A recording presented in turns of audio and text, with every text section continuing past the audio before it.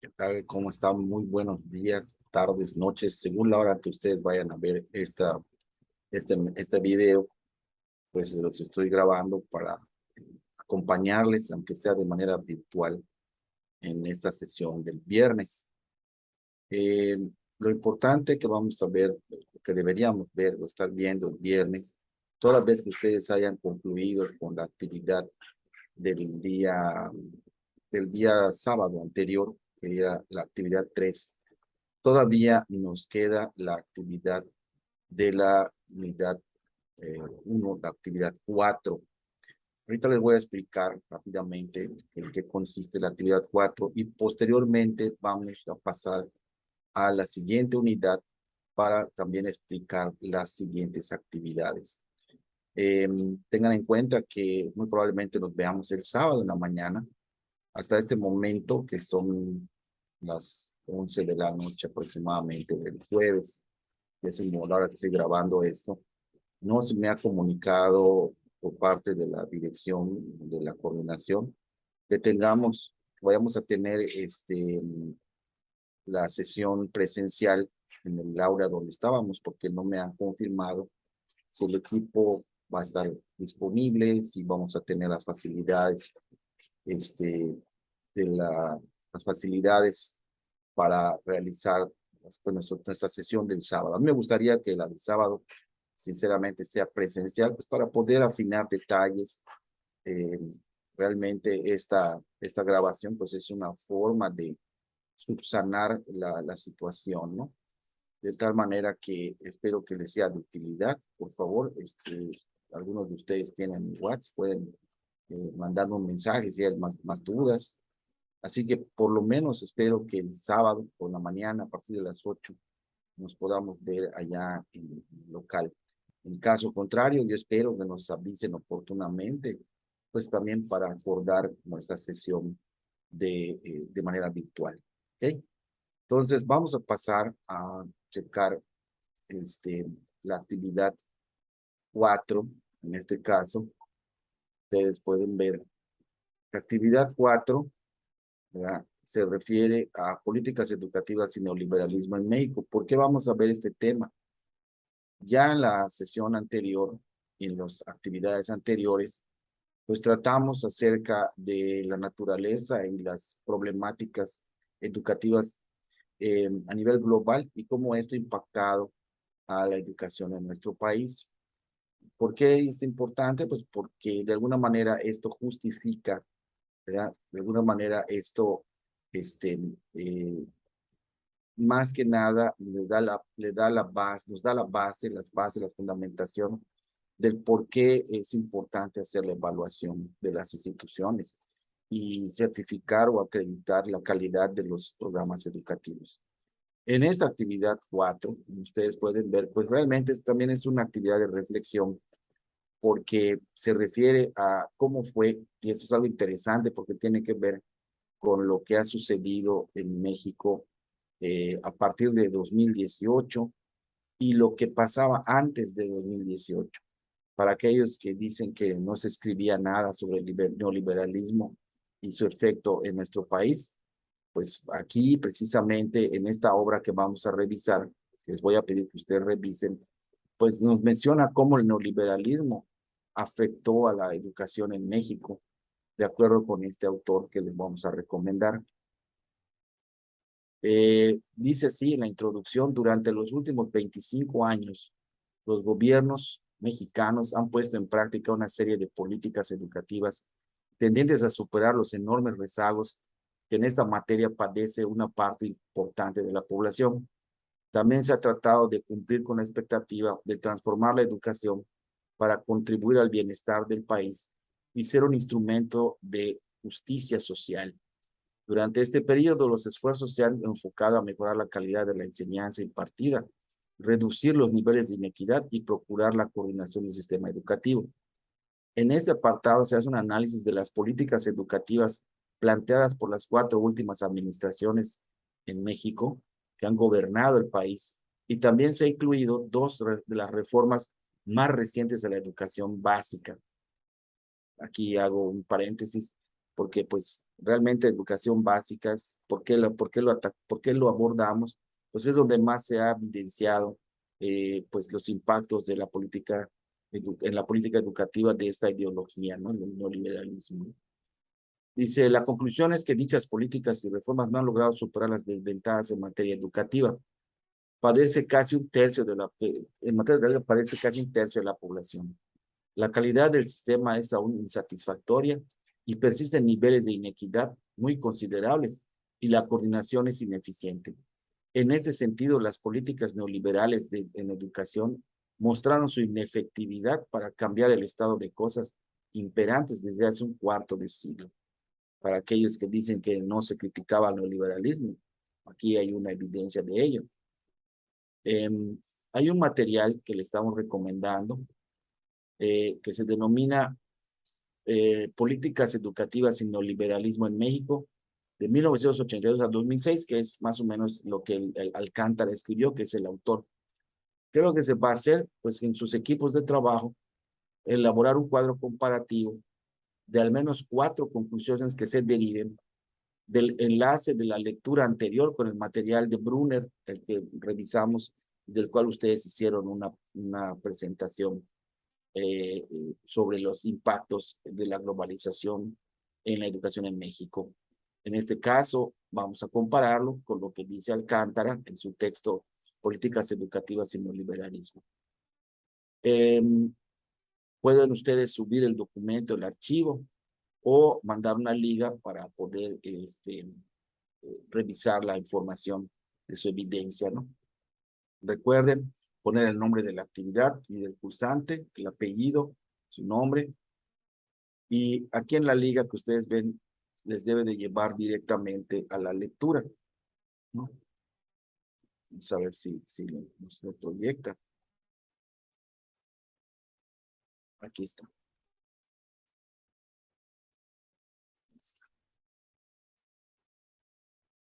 Aquí está el documento. ¿Sí? Políticas Educativas y Neoliberalismo en México, 1982-2006. No creo que sea mucho, pero bueno, ustedes considerarán, lo van a leer en equipo, esto haría que sea un poco más digerible la lectura, pero la sugerencia es que le hagan la lectura, ¿verdad? Algunas cifras no están actualizadas, es cierto, pero nos pueden dar una idea de la tendencia que hubo, ¿no? Y cómo se distribuyó. El caso es que ustedes puedan sacar 4 conclusiones de lo que dice Alcántara y compararlo con las conclusiones del material de Brunner. ¿Ok?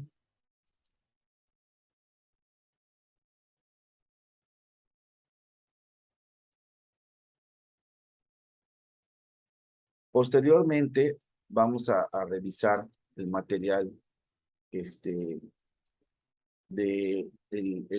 otros materiales de la siguiente unidad. Tienen hasta mañana, hasta el jueves, tienen hasta el viernes en la noche para subir esta tabla de comparación.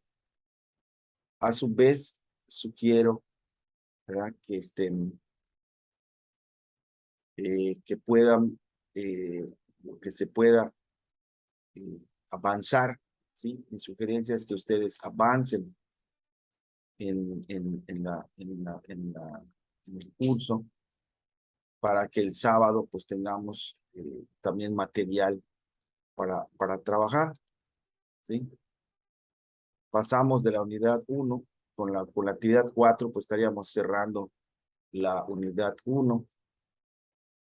Aquí aparece el glosario que les comentaba, que pueden ustedes ya, veo que varios ya hicieron ese trabajo. Muy bien. ¿Ok? Y bueno, esto es también muy deseable. Qué bueno que lo consideraron. Nos vamos entonces a la siguiente unidad, la unidad 2. ¿Sí? En la unidad 2 vamos a trabajar los marcos de referencia. Aquí vamos a hacer una especie de salto cuántico, ¿no? Pasamos de hablar de la globalización y de la ideología y los impactos de la globalización y la ideología en la educación. Y toda vez que entendemos que hayamos entendido por qué es importante hacer la evaluación, por qué es importante conocer la calidad de los programas educativos, pues vamos a revisar cómo se hace esa evaluación. Ya ustedes en algunas actividades previas en la unidad 1 vieron los protagonistas de la evaluación, hablamos sobre la planeación de la evaluación y de los esquemas de la evaluación. Así que damos un salto acá acerca de los marcos de referencia. ¿Qué son los marcos de referencia? Muy bien, vamos a proyectar ahorita una presentación sobre los marcos de referencia, ¿no?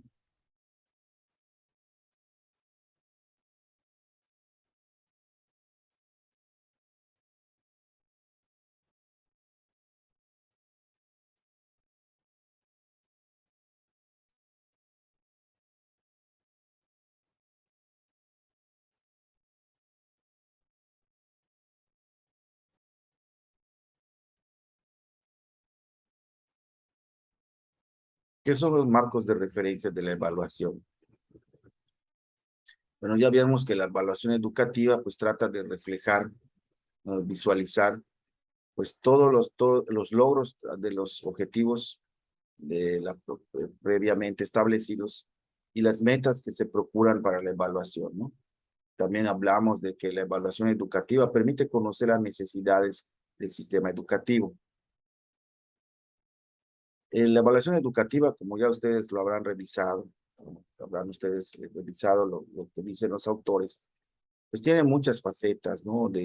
Cuando hablamos de evaluación educativa, estamos hablando de evaluación de varios aspectos, como por ejemplo aquí aparece, ¿no? El desempeño de profesores, de los alumnos, del proceso de enseñanza-aprendizaje, de las instituciones de educación, mediante diferentes recursos y medios, ¿no? Desde pruebas, mediante análisis de fortalezas, eh, en fin, una serie de recursos. Recordemos nada más algo que comentamos en la sesión anterior, que la evaluación educativa es un proceso y al mismo tiempo es un producto que al aplicarlo nos permite estimar el grado en el que un proceso educativo favorece el logro de las metas para las que fue creado. La otra vez les presenté este mapa, vamos a ver si lo podemos agrandar, porque es muy interesante, de alguna manera resume todas las características de la evaluación, en este caso, de los tipos de evaluación, ¿no? Vemos aquí que la evaluación educativa, pues según su objeto puede ser del aprendizaje, del currículo, de la metaevaluación o la evaluación del proceso. Según su aplicación temporal, puede ser diagnóstica, formativa, sumativa. Según su propósito u orientación, puede ser orientada al valor, orientada a la toma de decisiones u orientada a la investigación. Nosotros mayormente nos concentramos en esta parte, que es la evaluación orientada al valor. Y según los criterios para emitir el juicio de valor, pues aquí significa con base en un criterio de referencia o con base en una norma, es decir, la evaluación con base en la comparación del desempeño eh, contra uno mismo o cuando nosotros comparamos con base en una norma, ¿no? Ahí tenemos estos diferentes tipos de evaluación. También recordarán cuando hablamos de quiénes participan, quiénes son los protagonistas de la evaluación. ¿Recuerdan? Aquí están los agentes evaluadores, que dijimos pueden ser los internos y los externos, los informantes, que son los alumnos, profesores, directivos, padres de familia, egresados y empleadores, y también estos mismos pueden ser los usuarios, ¿no?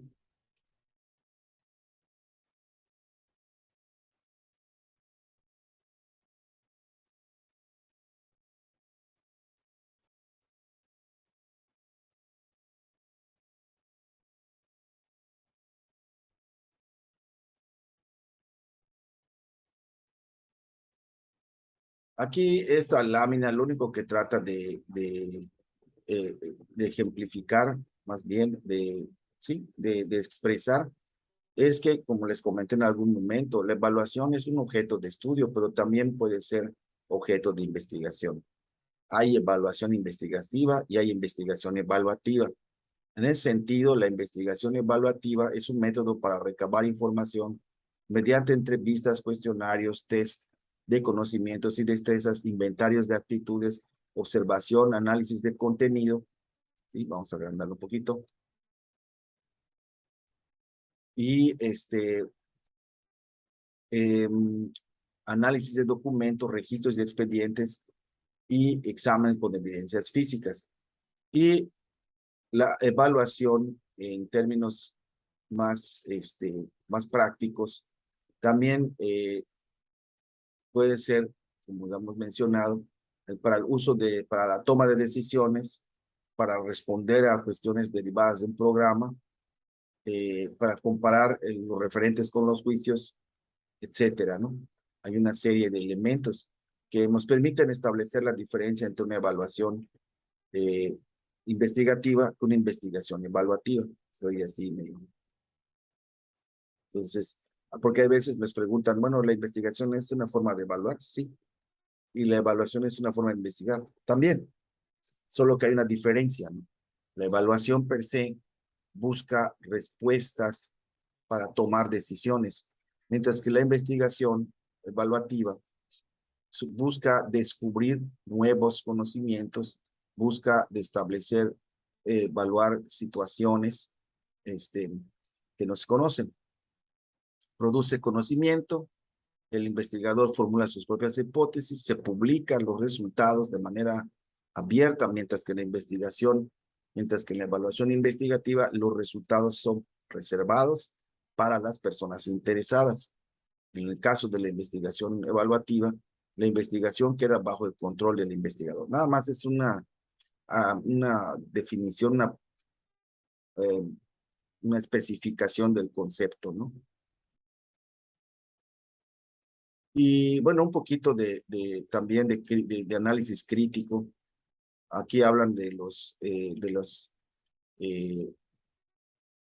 paradigmas, ¿no? Causas por las que los sistemas educativos están cambiando. Ken Robinson dice que los países buscan hacer la educación del mismo modo como se venía haciendo. ¿Cuál es el problema? El problema de dividir entonces en académicas y no académicas. ¿Qué tiene que ver el TDAH? ¿Qué características tiene el modelo educativo predominante? ¿Qué propone el lugar de la estandarización? ¿Qué tiene que ver con la evaluación educativa? También la sesión anterior hablamos un poquito sobre los objetivos de los sistemas educativos, no lo voy a repetir, ¿sí? Ya hablamos también acerca de los beneficiarios, que es la calidad total. Y aquí está lo que nos estábamos buscando, ¿no? Los marcos de referencia. ¿Qué son los marcos de referencia? Vamos a ver un ejemplo, ¿no? Aquí ustedes ven una serie de datos, están en inglés, ¿verdad?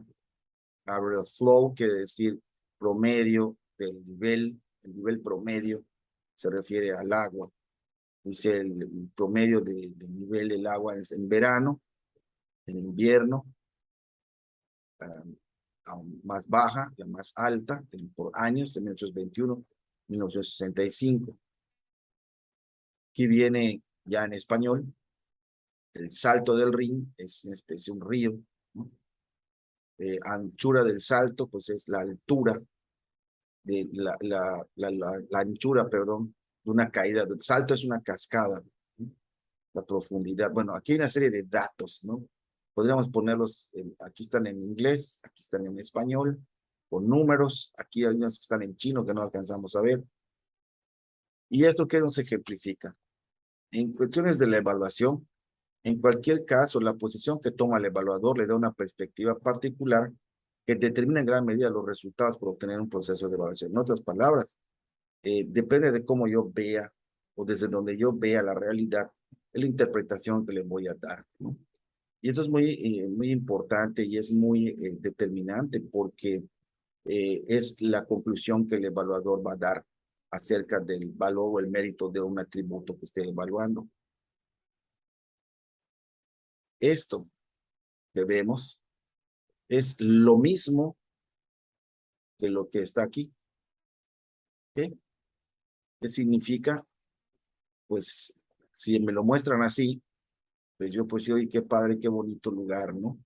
Pero pues no puedo saber los datos que están ahí arriba, en donde me hablan de la altura, de la anchura, de la velocidad del rápido, de cuándo tiene el nivel más alto o el más bajo, ¿no? ¿Y qué tal si además le agregamos un filtro, ¿verdad? Por ejemplo, aquí tenemos otra perspectiva, de otra parte del salto, ¿verdad? Estas fotografías que están matizadas, que nos están indicando, pues que depende del filtro con que veamos las cosas, es como las vamos a juzgar. Y si nosotros juntamos los datos numéricos con la realidad, con la perspectiva visual, pues como que enriquece un poco más, pero nuestra perspectiva cambia, ¿no? Y aquí tenemos otros filtros, ¿no? Estos que están aquí son los mismos que están abajo, vistos desde otro ángulo y con filtros diferentes. ¿Esto qué significa? Pues que evidentemente nuestra percepción de las cosas, de la realidad, depende de la perspectiva desde donde la veamos y los matices que le dé la realidad que se reflejan. No voy a ahondar mucho aquí porque es una cuestión muy teórica.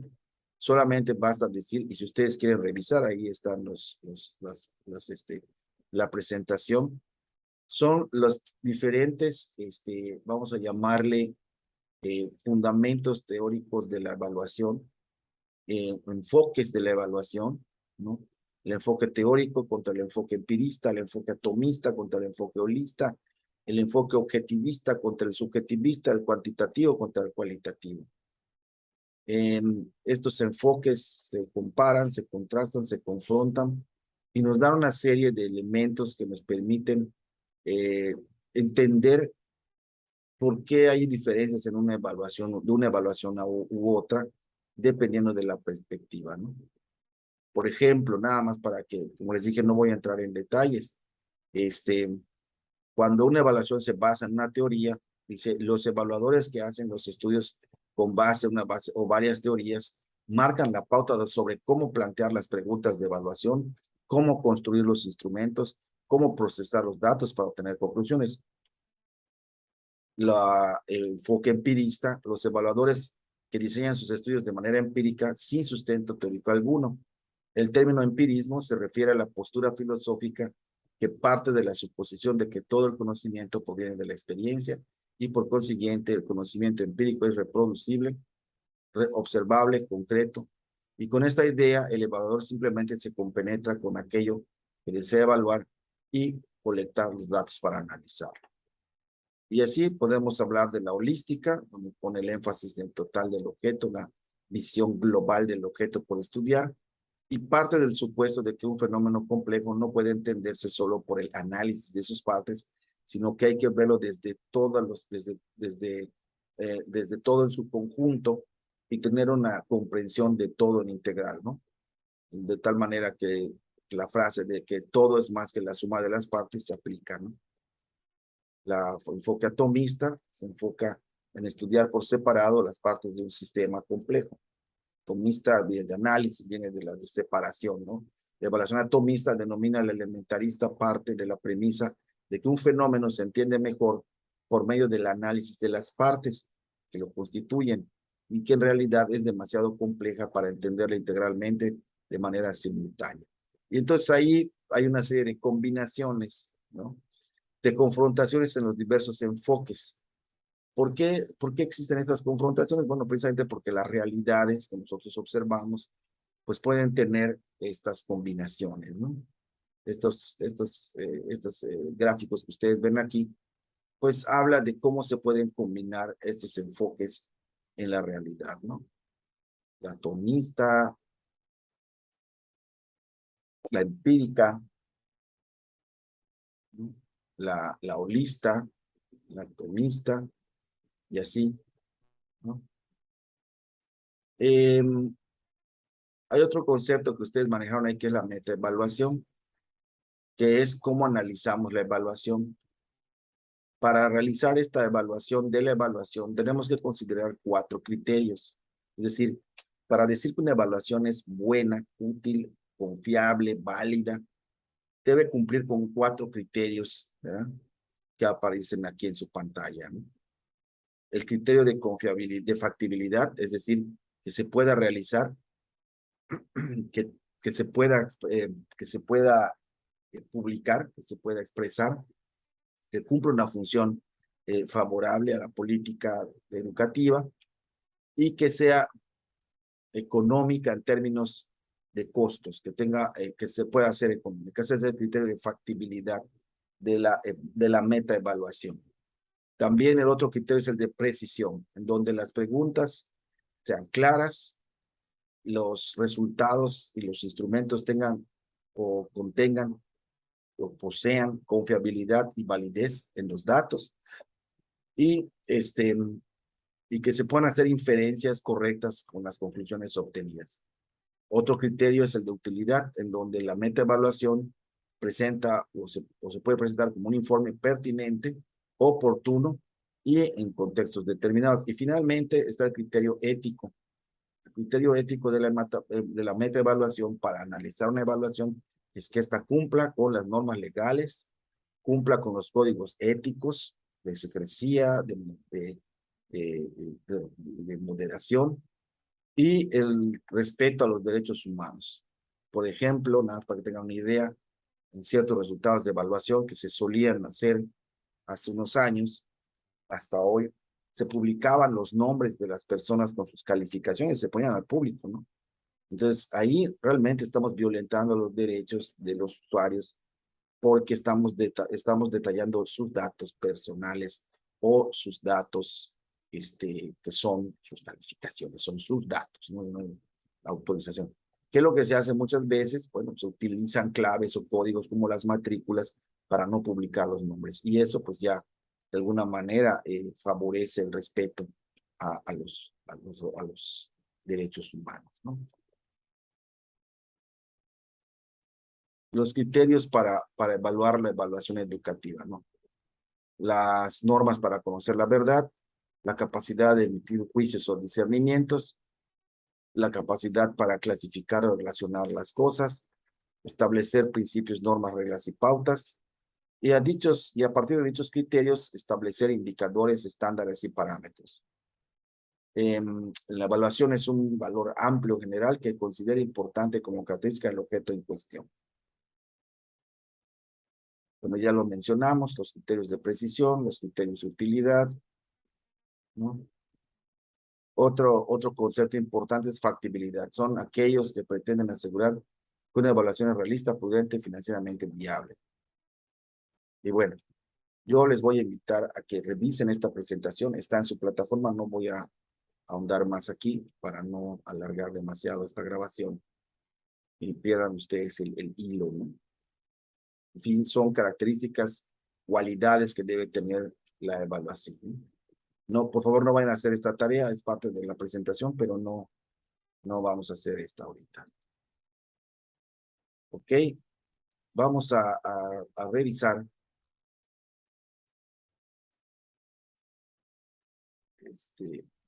Vamos a revisar en nuestro curso, que ya me sacó. Estamos. ¿Qué actividad vamos a hacer en la unidad 2? ¿Sí? Toda vez que conocemos los marcos de referencia, ustedes aquí tienen vínculos, repasar algunas cuestiones teóricas, porque esto les lleva a lecturas, esto les llevan a otros materiales que pueden ustedes consultar, ¿no? Y aquí, en la actividad 5, ¿verdad?, que es lo que nos marca. Para la planeación de la evaluación existen lo que se conoce como protocolos. Hay protocolos. Y aquí en esta actividad, pues lo que nos piden es precisamente analizar los protocolos que existen. Hay un protocolo, vamos a llamarle general, para la evaluación de instituciones, que está contenido en el texto de Valenzuela. Ustedes pueden ver, nada más le pican aquí al vínculo y les presenta el material del autor, les presenta el texto. Y aquí vienen en el capítulo 4 los elementos, las etapas para el diseño y desarrollo de la evaluación, de un protocolo de evaluación. Y dar una lectura a este material porque lo requieren para esta actividad. que realmente es muy sencilla. Lo más pesado quizá puede ser la lectura. Entonces, en este trabajo, hacer una revisión de diferentes fuentes digitales, analizar los protocolos de evaluación, ¿verdad?, de las instituciones educativas y compararlos con el que presenta Valenzuela. Es decir, sacan el protocolo de Valenzuela y lo comparan con los protocolos de otros autores que ustedes puedan consultar en línea. Finalmente está la actividad 6, que es una cuestión muy sencilla también, que nos pide.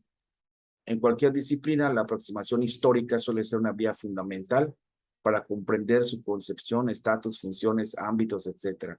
Este hecho es especialmente evidente en el caso de la evaluación, pues se trata de una disciplina que ha sufrido profundas transformaciones conceptuales y funcionales a lo largo de la historia.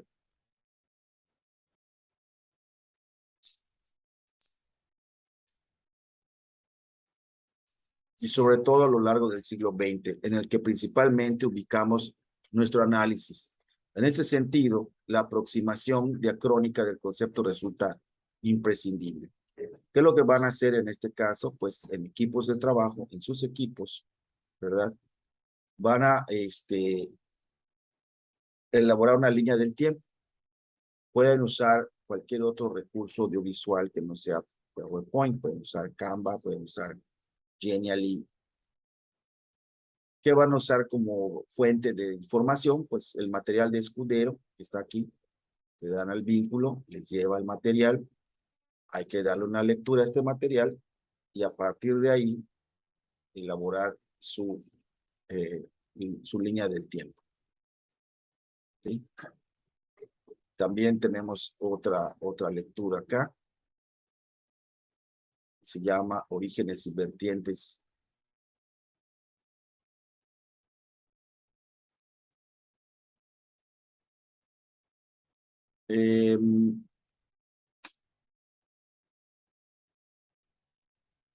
Este material que les estoy mostrando, pues nos muestra precisamente el material de escudero, cómo lo vamos a revisar.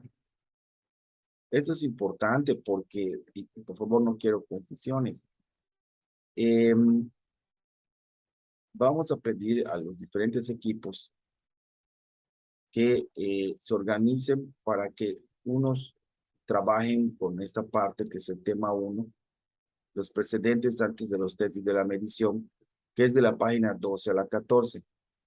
Otro equipo se va a abocar de la 14 a la 16, el otro equipo de la 16 a la 20, otro equipo de la 20 a la 23 y otro equipo de la 23 a la 26.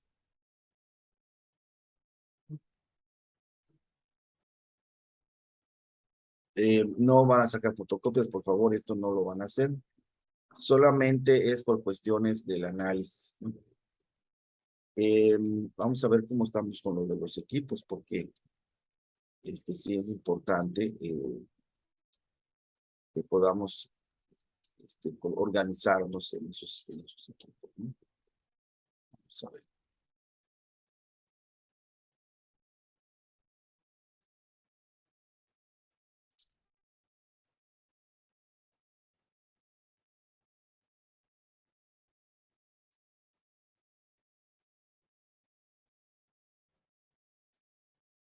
Así. Muy bien, vamos a hacer lo siguiente.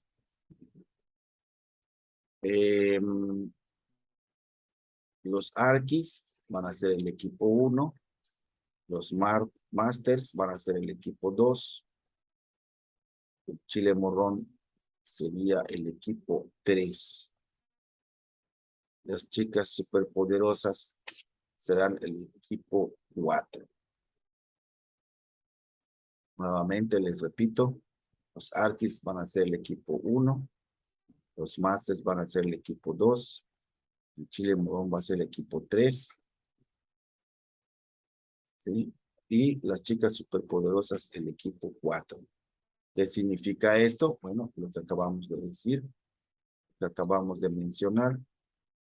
¿Sí? Quiere decir que de las 12 a las 14 serían los arquis, de las 14 a las 16 lo que son los masters, las 16 a las 20, si no estoy mal, serían chile morrón, y de las 20 a las 23 las chicas superpoderosas. Aquí vamos a pedirle a todos que revisen de las 23 a las 26, que es la cuarta generación de Cuba y Lincoln. ¿Sí? Repito, Arquis, Masters, Chile Morrón, chicas superpoderosas. Bien. De esta manera, podríamos considerar que estas actividades van a ser para darle cumplimiento a nuestra sesión del viernes, de este viernes, porque pues, para que no nos atrasemos, ¿no? Ustedes puedan avanzar y podamos ya el sábado que nos veamos, si todo sale bien, realmente aprovechar los tiempos. Esto quiere decir que para el sábado, si todo sale bien, empezamos revisando las actividades 4, 5 y 6 y iniciamos la unidad 3, que es la elaboración del proyecto de evaluación de una organización educativa. ¿Okay? De todas maneras, ustedes tienen, los que tienen mi número, pueden comunicarse conmigo a través del WhatsApp y pues si tienen dudas, yo voy a estar pendiente.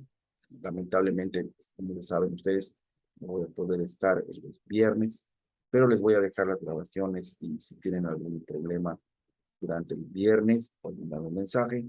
Con mucho gusto yo les contesto para orientarlos para que puedan hacer sus tareas. Es todo. Nos vemos el próximo sábado a las 8 de la mañana. Por favor, no falten. Si tienen algún problema, me avisan. Nos vemos el sábado 8. Buenas noches.